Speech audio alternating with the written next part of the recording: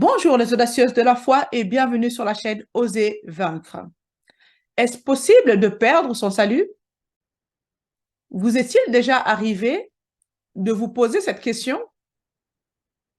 J'ai des personnes autour de moi qui sont nées de nouveau en Christ, mais cependant n'ont pas l'assurance ni la certitude d'être sauvées. Et elles doutent même d'avoir reçu le Saint-Esprit lors de la nouvelle naissance. Le passage de 1 Jean 3 au verset 9 affirme que quiconque est né de Dieu ne commet pas le péché parce que la semence de Dieu demeure en lui. Et il ne peut pécher puisqu'il est né de Dieu. Amen. Nous devons cependant clarifier certaines choses par rapport à ce passage. Parce qu'il est clair que même nés de nouveau, les croyants pêchent par habitude, d'une manière ou d'une autre. Donc, ce passage de 1 Jean 3, 9 ne parle pas de notre style de vie, mais plutôt de notre esprit né de nouveau qui a été scellé par le Saint-Esprit lors de la nouvelle naissance. En effet, le péché ne pénètre pas dans notre esprit né de nouveau, et celui-ci ne participe en aucun cas à notre péché. Hébreux 9, verset 11 à 12 dit que Jésus nous a obtenu une rédemption éternelle, et ce, une bonne fois pour toutes. Et dans 1 Samuel 16, 7, il est dit que Dieu regarde au cœur. Donc, si votre esprit a été rendu parfait pour l'éternité, Dieu peut vous regarder et vous aimer même si dans votre âme, vous avez péché. Car en effet, Dieu est esprit. Votre relation avec Dieu se passe d'esprit à esprit. Ce n'est pas votre âme ni votre corps que le Seigneur regarde, mais c'est votre esprit. Donc, votre esprit est identique à l'esprit de Jésus-Christ. Amen. Donc, quand je pêche, que je me présente devant Dieu, même dans cet état de péché, Dieu regarde à mon esprit et mon esprit est pur, mon esprit est saint, mon esprit est complet et à l'identique de Christ. Cependant, mon âme et mon corps ne sont pas purs. Amen. Et c'est souvent eux qui font obstacle à ma communion avec Dieu. Donc, pour revenir à la question qui a été posée, à savoir, est-il possible de perdre son salut? Comprenez qu'à partir du moment où votre esprit a été sanctifié et rendu parfait pour toujours, et bien évidemment, celui-ci ne peut pas pécher puisqu'il a été scellé par le Saint-Esprit. Comprenez qu'aucun péché ne peut vous envoyer en enfer.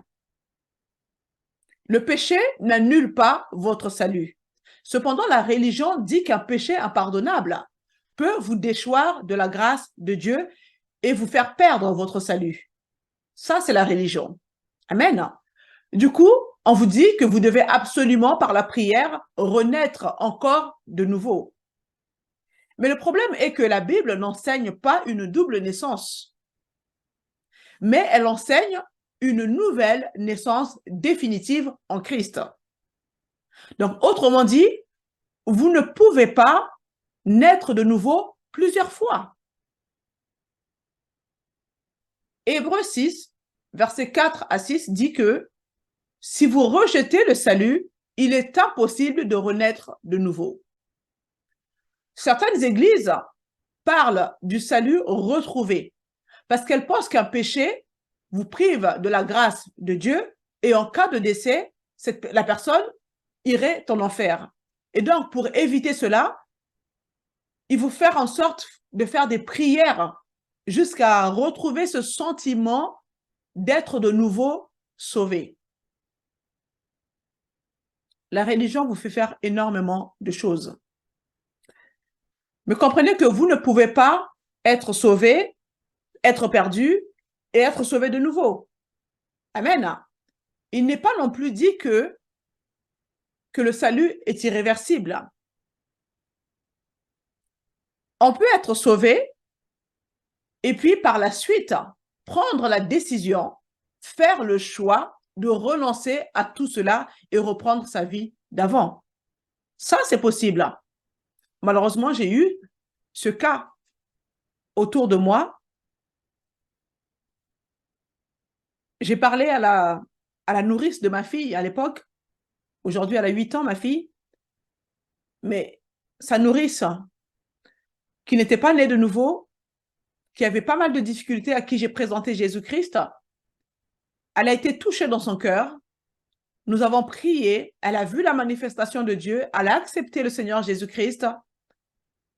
Et puis, malheureusement, au bout de 3 semaines, 1 mois, elle m'a dit clairement, Ornella, c'est pas fait pour moi. Je renonce à cela. C'est triste, parce que moi, je connais les conséquences de ce qu'elle avait fait. Mais on ne peut pas forcer le salut. Quand la personne fait ce choix, malgré qu'elle a vu les choses se produire lors de la prière, lorsqu'elle est venue à Christ, mais elle a décidé de faire marche arrière. C'est son choix. Et malheureusement, aujourd'hui, elle n'est pas en bonne santé. C'est quelque chose qui me fait mal. Mais que voulez-vous que je fasse? Je peux prier, mais la personne a fait le choix de renoncer à Christ. Donc, le fait d'être sauvé, perdu, ressauvé, c'est pas possible. Vous voyez? Un péché ne peut pas vous faire perdre votre salut. Mais Dieu ne va pas non plus vous forcer la main pour rester sauvé. Vous pouvez de vous-même, en connaissance de cause, c'est ce qu'a fait la nourrice dont je vous parle, en connaissance de cause, vous pouvez rejeter le salut par un acte volontaire. Dans Hébreux 6, au verset 4 à 5, il est dit ceci. Quant à ceux qui ont été une fois éclairés, qui ont goûté le don céleste et sont devenus participants à l'Esprit Saint, qui ont goûté la bonne parole de Dieu et les puissances du siècle à venir. Alors, dans ce passage, il est question d'une personne qui est déchue. Mais cela implique que vous avez été déchu de quelque chose, n'est-ce pas? Parce que vous ne pouvez pas perdre quelque chose que vous n'avez pas. Dans Hébreux 10, versets 26 à 29, il est dit ceci. Car si nous péchons volontairement après avoir reçu la connaissance de la vérité, il ne reste plus de sacrifice pour les péchés, mais une attente terrifiante du jugement et l'ardeur du feu prêt à dévorer les rebelles. Si quelqu'un a violé la loi de Moïse, il est mis à mort sans pitié sur la déposition de 2 ou 3 témoins. Combien pire, ne pensez-vous pas, sera le châtiment mérité par celui qui aura foulé aux pieds le Fils de Dieu, tenu pour profane le sang de l'alliance par lequel il avait été sanctifié, et qui aura outragé l'esprit de la grâce. Amen. Il est question ici de ceux qui ont volontairement, après avoir reçu la connaissance de la vérité et qui ont foulé aux pieds la grâce de Dieu, le sang de Dieu, en tenant pour profane le sang de la nouvelle alliance. Vous comprenez? Il s'agit par conséquent des personnes qui se sont complètement détournées de Jésus et du salut, et non de simples chrétiens qui sont tombés dans le péché. Amen. Certaines personnes pensent qu'il faut maintenir un certain niveau de sainteté pour être sauvé. Et si on n'y arrive pas, alors on va en enfer. Sachez que si c'est ce que vous croyez, alors cela vous replace directement sous l'esclavage de la loi. Parce que vous pensez pouvoir mériter les faveurs de Dieu par les œuvres. Or, le salut et la vie chrétienne ne sont possibles que grâce au sacrifice du Seigneur Jésus-Christ. Il n'y a de salut en aucun autre nom, nous dit la parole de Dieu. Amen. Cependant, ne tirez pas des conclusions hâtives à propos de ce que je dis concernant le fait que le péché ne vous conduit pas en enfer et ne vous fait pas perdre votre salut. Ne prenez pas cela comme une permission pour vivre dans le péché. Comprenez qu'une vie de péché a des conséquences, dans ce sens que vous donnez un accès légal à Satan pour vous détruire. Amen. Jean 10, 10. Le diable ne vient que pour voler, détruire et égorger. Et bien évidemment, si vous demeurez dans la sainteté, Satan n'aura pas accès à votre vie. Mais si vous avez une vie de péché, là, vous lui donnez un accès légal pour s'introduire dans votre vie et vous détruire. Amen. Et personnellement, je pense que si vous aimez réellement Dieu, vous marcherez dans la sainteté, d'autant plus que vous avez pour fruit la sainteté. C'est ce que nous dit la parole de Dieu. Le roi des rois est venu faire sa demeure en vous. Et à partir du moment où vous êtes né de nouveau, vous avez reçu la sainteté du roi des rois qui demeure en vous. Vous avez donc la capacité de vivre dans la sainteté de façon naturelle. Amen. Et puis dans Romains 6,16, il est dit ceci. Ne savez-vous pas que si vous vous livrez à quelqu'un comme esclave pour lui obéir, vous êtes esclave de celui à qui vous obéissez, soit du péché qui conduit à la mort, soit de l'obéissance qui conduit à la justice. Amen. Le péché peut endurcir votre cœur et va vous attirer de plus en plus. Souvent, on prend plaisir quand on est dans le péché. Le diable fait en sorte que ça devient tellement excitant que vous n'arrivez plus à vous détacher de ce péché. Et bien évidemment, le désir de chercher Dieu, le désir de connaître Dieu va tout simplement s'éloigner de votre cœur. Vous finirez par vous convaincre vous-même que votre péché est acceptable. Et Satan, peu à peu, vous poussera à renoncer à votre foi en Jésus-Christ. Vous serez de plus en plus réceptive à Satan et non à Dieu. Au point même de déclarer, je renonce à Jésus, Jésus sort de ma vie et cesse de m'ennuyer. Vous comprenez? Et dans ce genre de cas, la personne qui agit de la sorte ira en enfer pour la simple raison qu'elle a rejeté le salut offert par Jésus-Christ.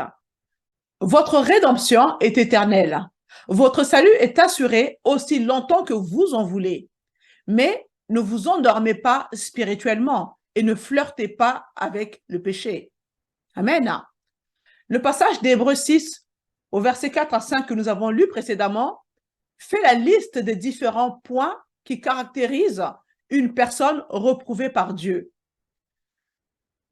Et ce passage nous dit qu'il faut tout d'abord remplir certaines conditions pour pouvoir être reprouvé par Dieu. Ce verset dit qu'il faut d'abord avoir été éclairé, c'est-à-dire avoir une révélation personnelle de Dieu, avoir goûté le don céleste. Cela fait référence au don du salut. Amen. Avoir part au Saint-Esprit fait référence au chrétien qui est baptisé dans le Saint-Esprit au point de parler en langue. Avoir goûté la bonne parole, cela concerne une personne mature grâce à la révélation qu'elle possède par rapport à la parole de Dieu.